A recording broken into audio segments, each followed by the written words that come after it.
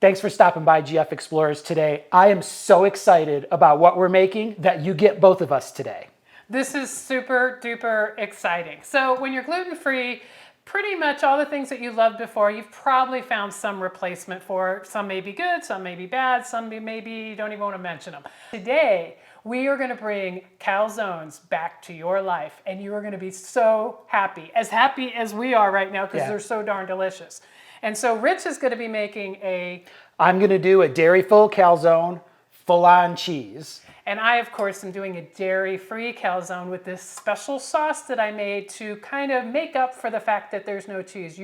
It's so savory, so umami. Oh my God, it's so good.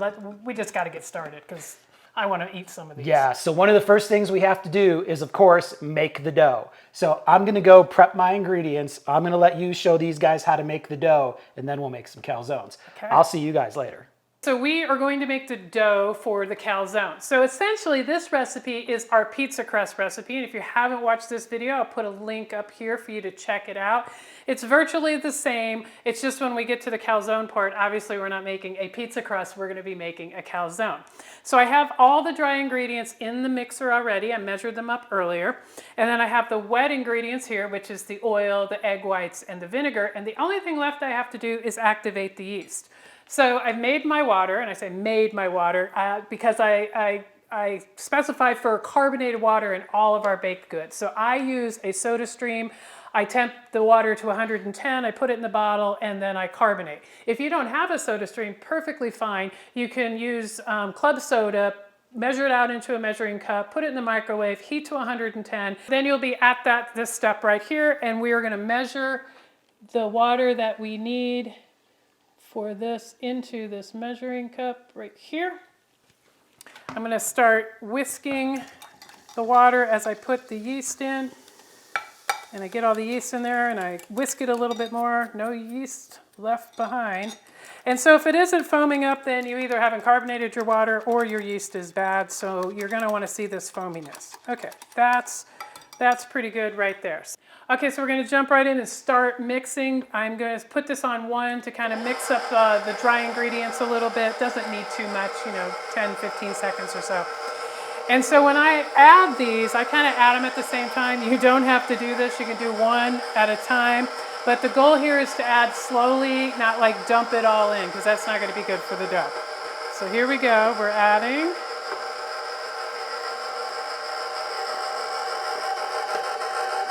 There we go. And as soon as you see the liquid has incorporated somewhat into the dry, you can turn it up to 2.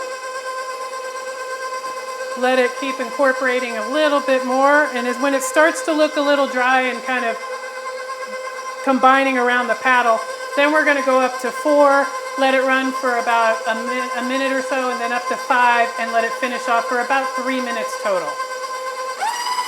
So we are all mixed. It looks really, really good. I'm going to show you what you should be looking for. So as the dough mixes, when you're in that high range for the last minute, minute and a half, you should start to see the dough coming up the sides of the bowl. If you don't, then you're not mixing fast enough or long enough, most likely fast enough.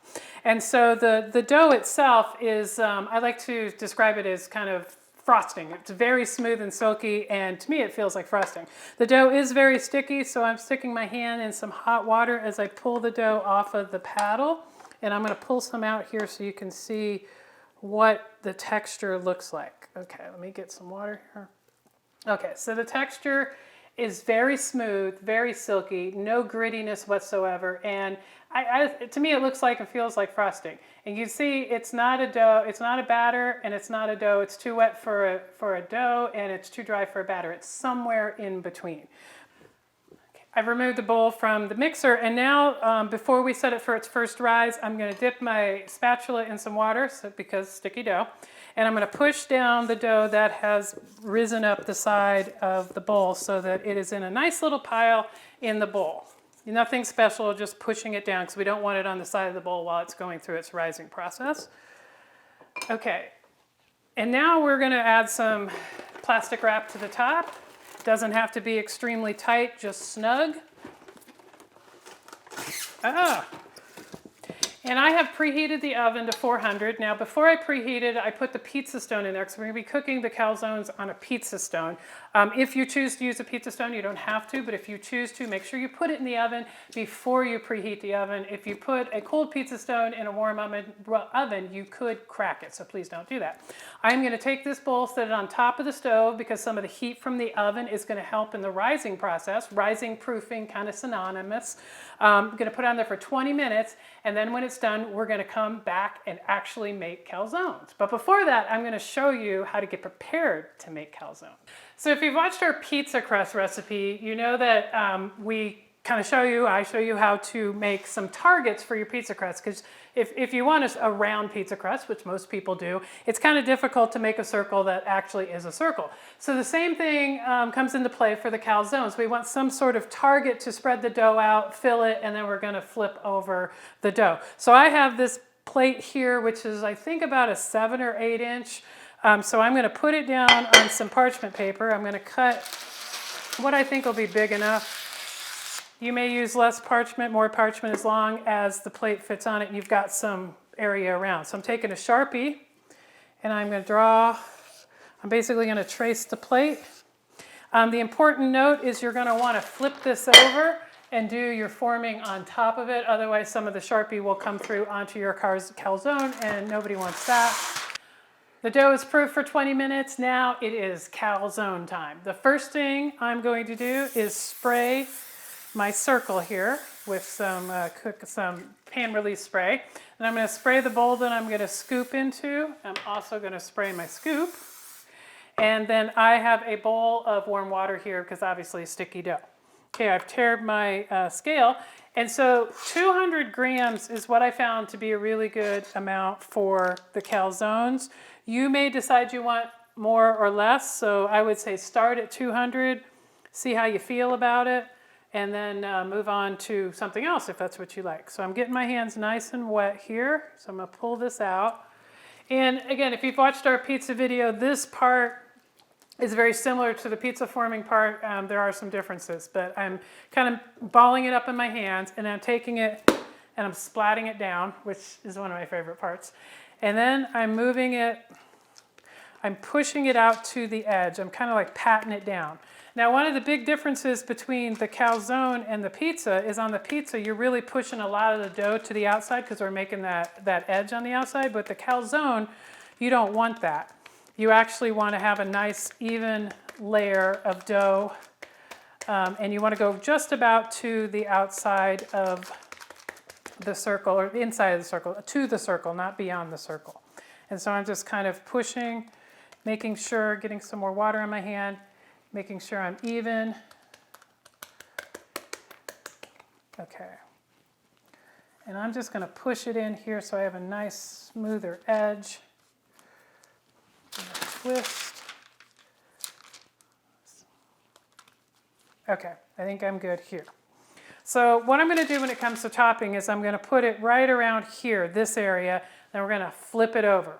Now it may be a little difficult. It took me a while to figure out the best way to do this. So if your calzone does not look pretty, don't worry, it's going to taste amazing.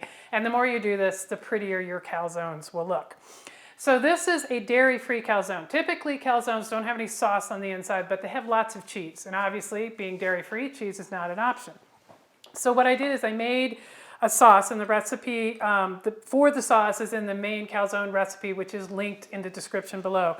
So this is mayonnaise, nutritional yeast, a little Simple Truth dairy-free sour cream, and some other ingredients to make it very, very tasty. So the first thing I'm going to do is put down my Italian sausage. That's what I'm using. That'll kind of give me a bit of a base or an area. It's going to define my area to make. And you can make these as full or as sparse as you like. We don't want to make it to we can't get the other side of the dough over the top, so we're going to be a little careful. And now I'm going to put some sauce in here. I think that's good. Maybe just, I'm going to put some on top, so that's enough. And then I have black olives. And you can make whatever combination you want. I just happen to love all these ingredients. And then here I've got a red pepper, onion, and mushroom that's been sauteed. One of the most important things I can tell you about a calzone is all the ingredients that you put inside need to be cooked first. Do not put anything raw in your calzone, or you're going to have a raw the calzone is going to be cooked really well, but your ingredients are going to be raw. Okay, so I think this is good. I'm going to add a little more sauce over the top of this. Okay, so again, I'm using a sauce, even though typically calzones don't have sauce on the inside, but I'm using a sauce because I don't have cheese. And it's going to be really delicious. Okay, I'm going to wash my hands. Now for the folding process. So I'm going to take it, I'm going to fold it toward me, and I'm going to try to devise it so that it comes just a little short, as you can see here, just a little short of this edge here, this forward edge, because what we're going to do is we're going to flip this edge over, and I need a spatula for that. Okay, so now we're going to take this and flip this edge over. You can use your fingers or a spatula. I find that a spatula works really, really well. And again, the dough isn't so dry that you could roll this out and use your fingers and do this. It's a little wet, but it's not too wet. Okay, so I'm all rolled over. Oh, this side. Okay, roll. And then I'm going to take my finger and press this down. And however you want to do this, you're probably going to have to put your finger in some water to do this. And when you see Rich make it, he has a better technique than me. His are prettier, but mine are tastier. Okay, maybe not, but they're still good. Okay, there we go. And again, you can do however it works. The point here is you want to seal that edge. So we've got the dough over the top. We've got a nice sealed edge. I'm going to call that done. I'm going to take my scissors because I don't need all this parchment paper now because this is going on a pizza stone. I'm going to cut that. I'm even going to cut this here so I have a nice tidy area. And I'm going to grab my sheet pan because once Rich is going to come in here next and show you his calzone, and then we're going to cook them together. And so I'm going to leave it on here until he's done. Now, typically with the pizza crust, you would make your pizza crust, then let it proof again. But with the calzone, you don't need that second proof. So as soon as he's done with his calzone, we're going to get those in the oven. So I'm going to start the same way. This will give you a second opportunity to see how we form these. I am going to spray my guide here, my 8-inch circle. I'm going to come over here and measure out 200 grams of the dough.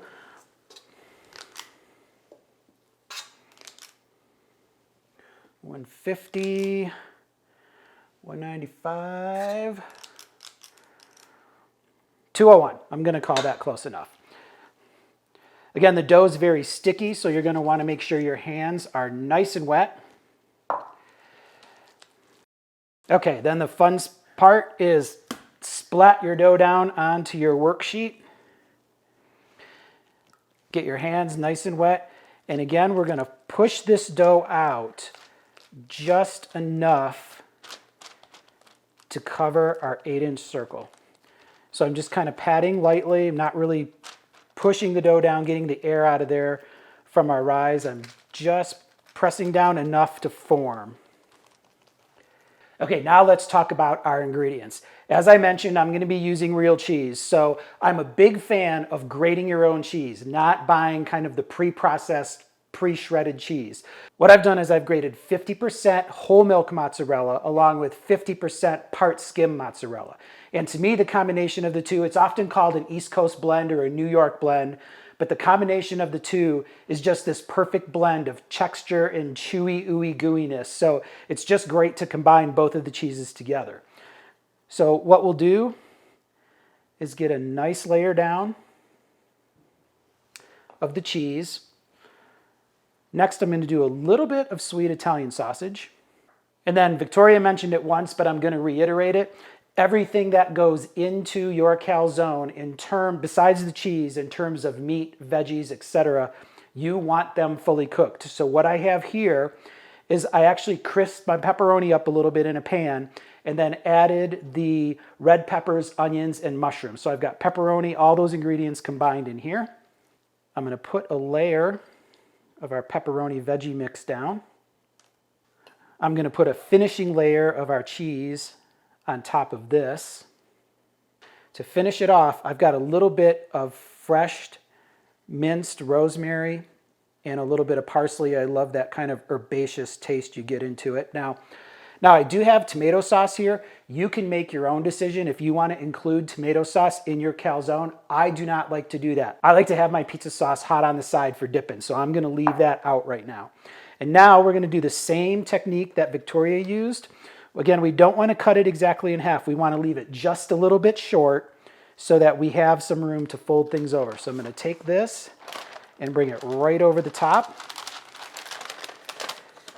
Peel that top portion away. You can see the portion here that we left open, and what we're going to do is take a spatula, I'm going to press down the top, and then I'm going to fold the bottom over.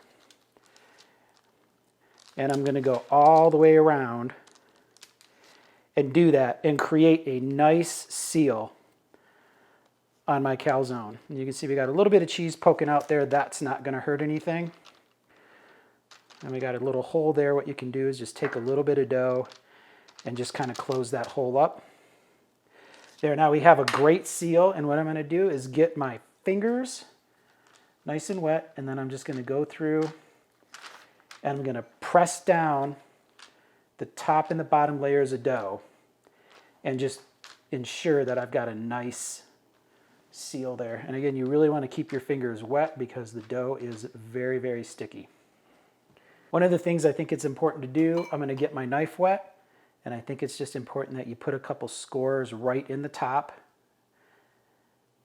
just to let any steam that happens escape out of there. And then what I like to do to finish mine off is I have a little egg wash with a little bit of water in it. So it's just an egg and a little bit of water mixed up. I'm going to brush the entire surface of my calzone.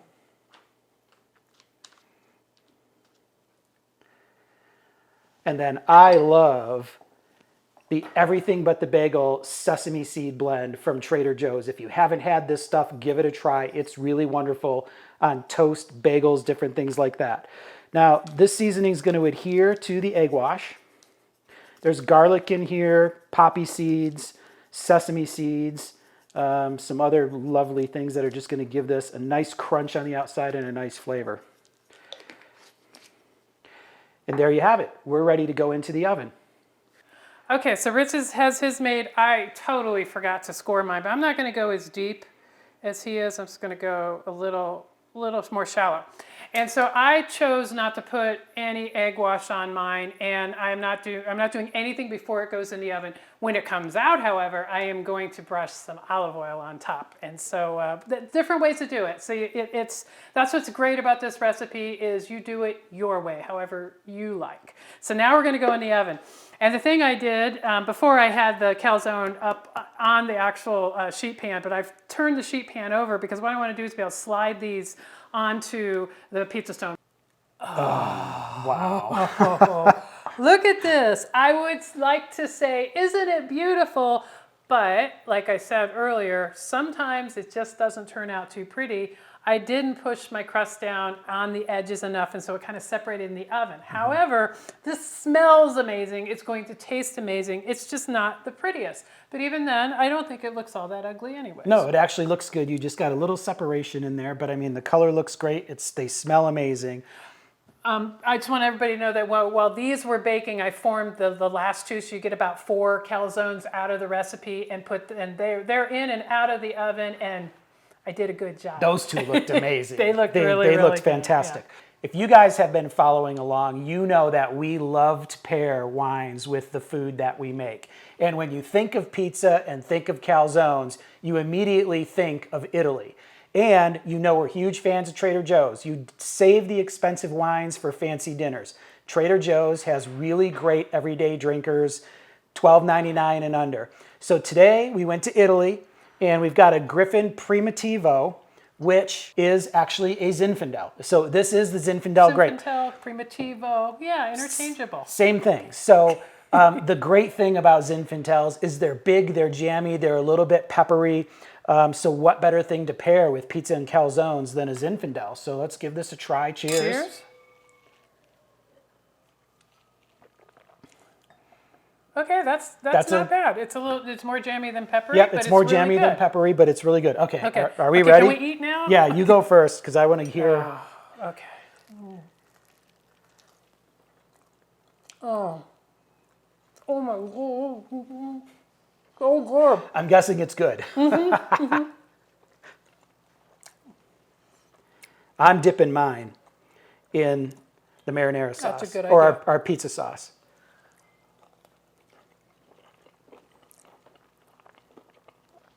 Oh, That looks really good. the crunch on the top Is wonderful.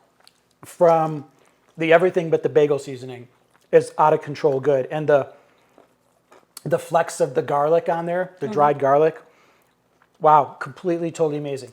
So tell us about your cheeseless wonder there. How is it?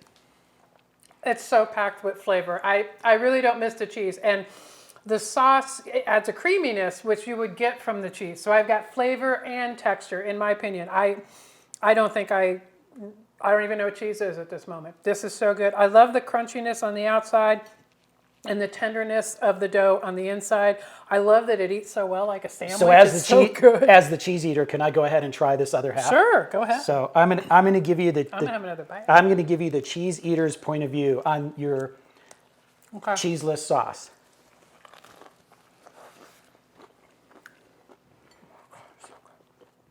Oh my God.